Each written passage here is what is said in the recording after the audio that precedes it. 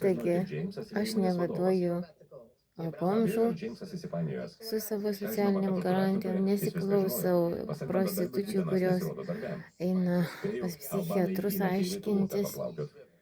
Autoritetai jos ar ne autoritetai savo subjektyvės subinės siūlytų už vertybės. Ne. Aš netikiu jų žodžiais. Mes pasakysim, ne, tu negausi savo socialinių garantijų.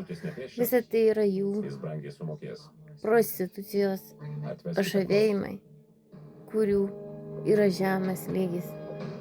Konstitucinė teisė sako, socialinės garantijos nėra pramogų pasaulis.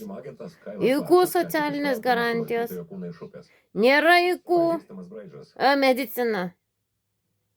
Įkų medicina nėra įkų policija. Viskas yra žmogui atsakomybės ten point įkų. Suprantama, prostitutės įkų. Nėra medicina įkų. Nėra policija įkų. Aš asmeniškai savo privatumą turiu viešinti tam, kad apsiginti ir kitus apginti.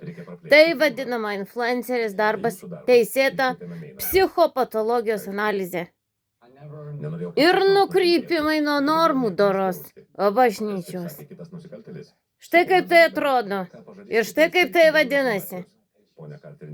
Mano įkų rūpestis. Turint darbo verslo teisės išsilavinimą.